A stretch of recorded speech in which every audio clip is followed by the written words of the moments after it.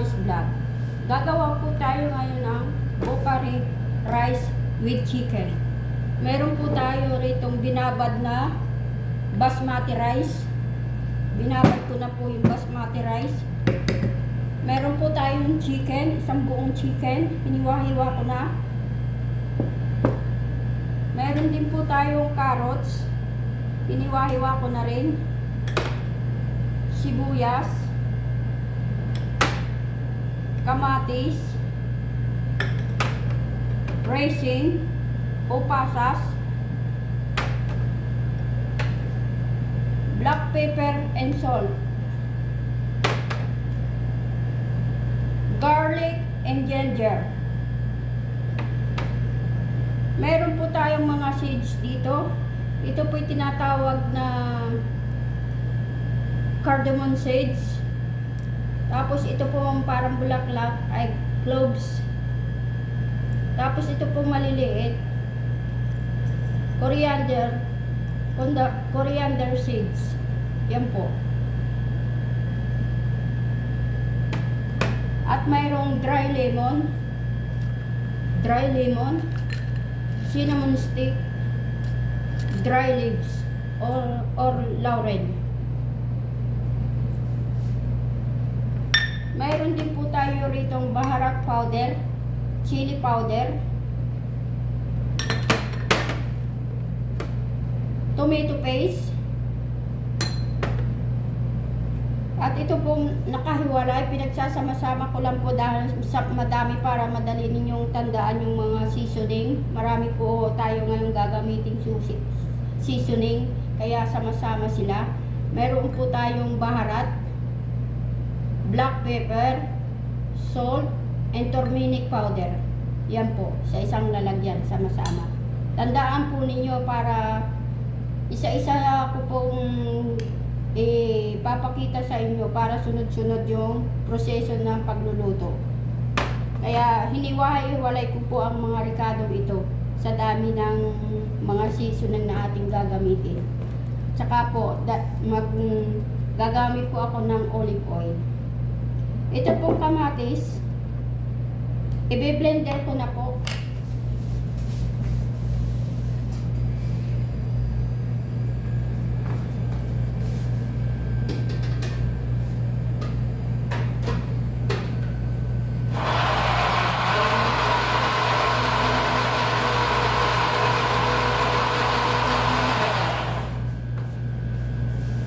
Ipiprito po natin ang carrot saka itong pasas.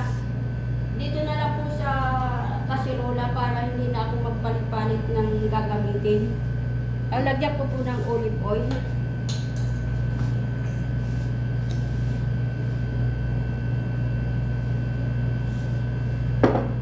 Tapos ilalagay ko po itong carrots na hiniwa-hiwa ko na.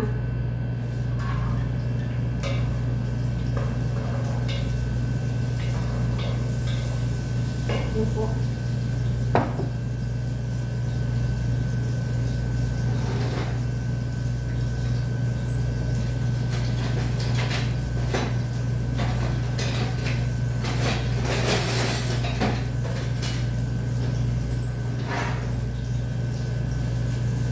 Tapos ilalagay ko na po itong pasas.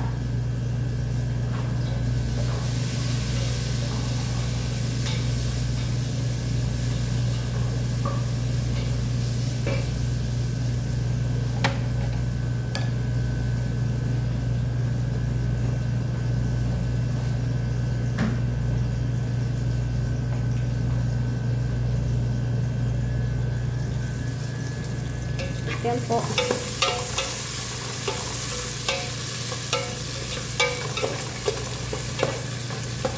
Prito lang po yan.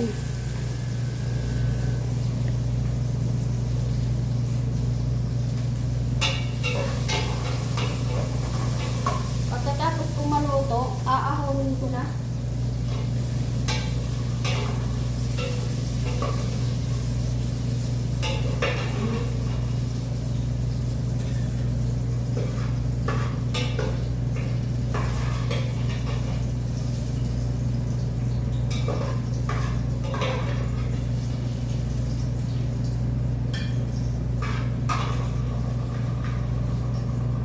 Yun po, naluto ko na po itong pasas at saka carrots.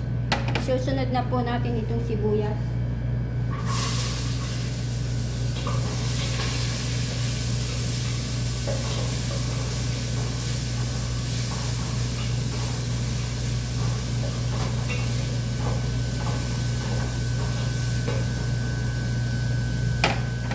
Tapos ilalagay ko na po itong dry lemon at saka itong cinnamon stick at saka yung dry leaves or laurel, dahon ng laurel.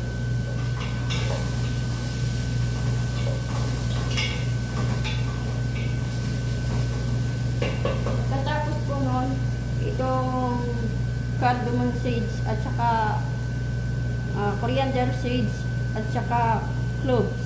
Isusunod ko na rin po. Halo lang natin.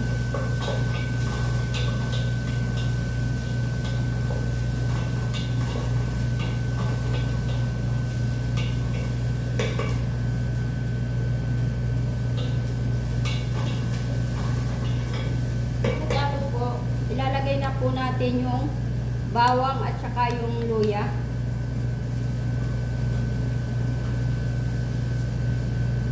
Tingnan niyo pong mabuti ang pagkakasunod-sunod para hindi kayo mabuto sa dami ng ating ginagamit ng mga ingredients.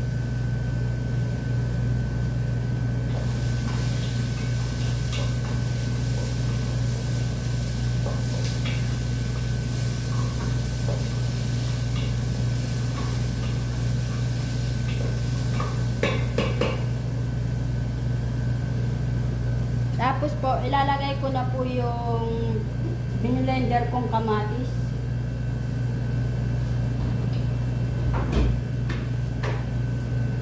Ito po, ilalagay ko na.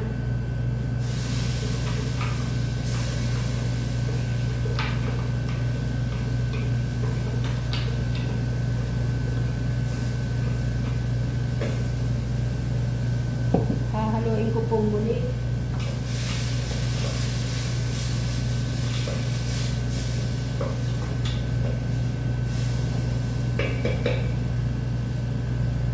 Isusunod ko na po itong salt and black pepper.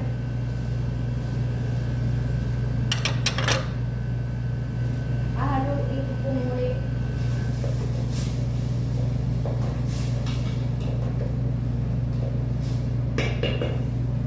Susunod ko na po itong baharat at saka chili powder.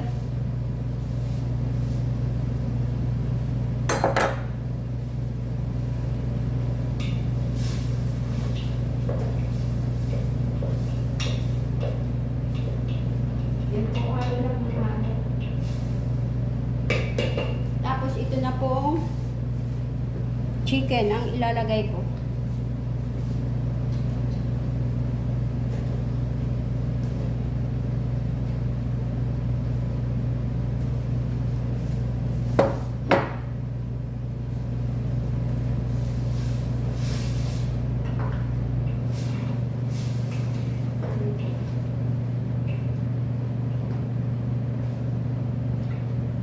At ilalagay ko na po, isusunod ko na po ang tomato paste.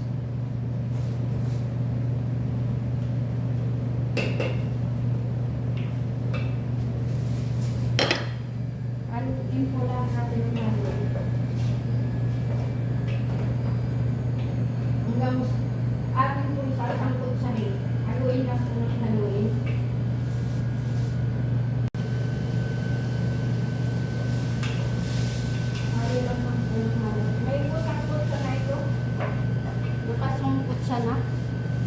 Yung tuyong-tuyo na.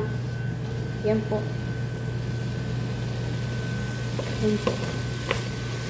Pwede, ilalagyan po natin ang tubig. Hot water.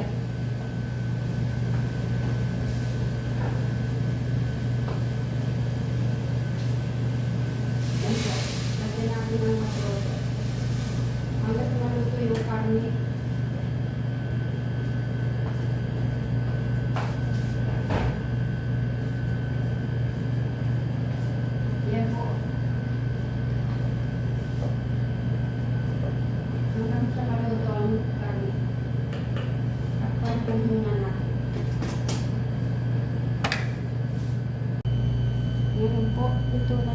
ating manok.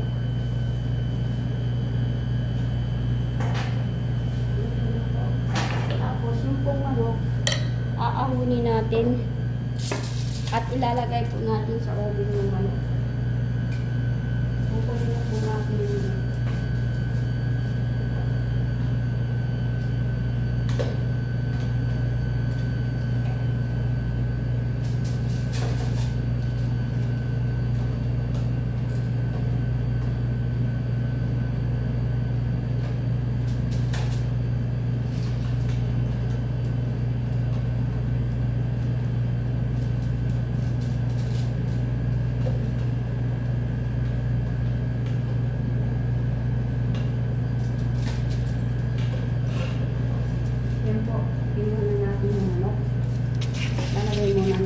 dito. At ito pong pinirito natin carrots at saka pasas, ilalagay na po natin sa pinaglutuan ng manok.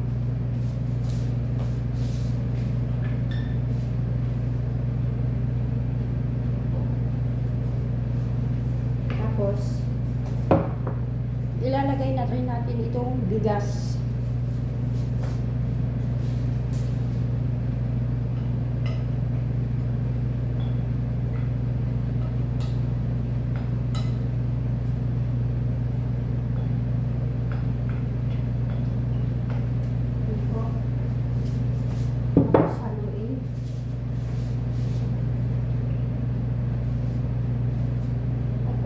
Sa tubig, pwede po natin lagyan. Lagyan pa natin yung tubig.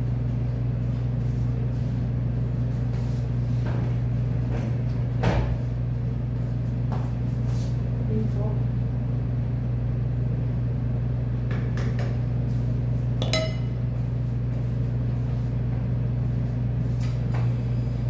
Tingnan po natin kung okay na sa asin.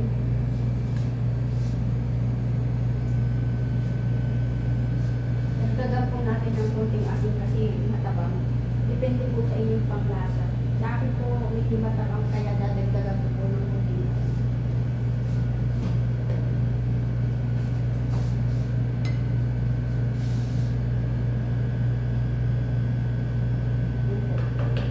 Tapos po, ito pong manok at itong natitirang mga powder, tulad yung nataraan kanginang sinabi natin na sama-sama, may baharat po, black pepper, salt, at saka yung turmeric powder.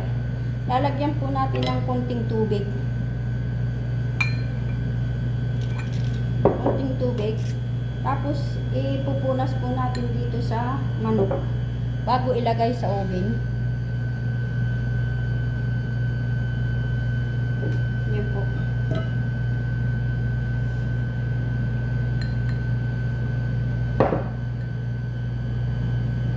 Lalagay po natin dito.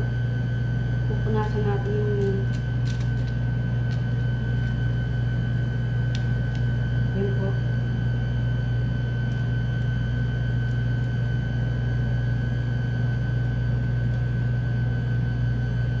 Okay na po.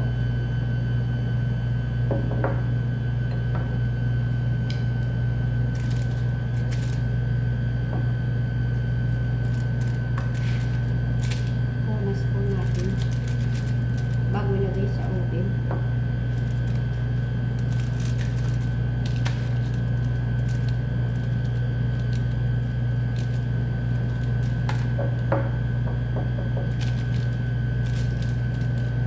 Okay na po yan. Yung pong oven natin, open na. Nakabukas na po yung oven. Isasalang na po natin ito hanggang sa maluto. Itong hanggang sa pumula lang, papupulahin lang po natin yung ibabaw. Sasalang ko na po dito sa oven. At yung pong kanin, hihintayin na lang po nating maluto ito. Yan po. Yan po.